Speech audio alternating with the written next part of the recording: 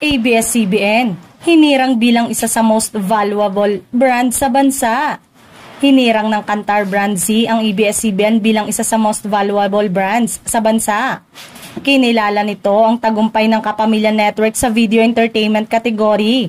At eto rin ang kaisa-isang kumpanya mula sa Pilipinas na sa top 3, kung saan kabilang din ang YouTube at Netflix. Ito ay ayon sa ulat na isinagawa ng Kantar Brand Z para sa taong 2024.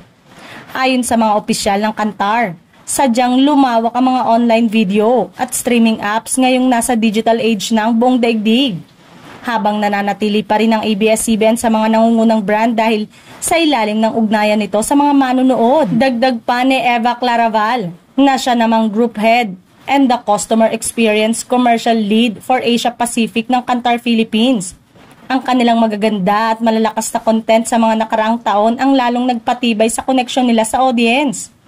Ang ulat ng Kantar Brand Z ay binase sa online survey na isinagawa noong November 2023, kung saan inirarango nila ang top performing brands ayon sa consumer demand na nakahihigit sa lahat. Ang Brand Z ay isang extensive brand equity study na may higit na 4 million consumer interviews sa 54 na market.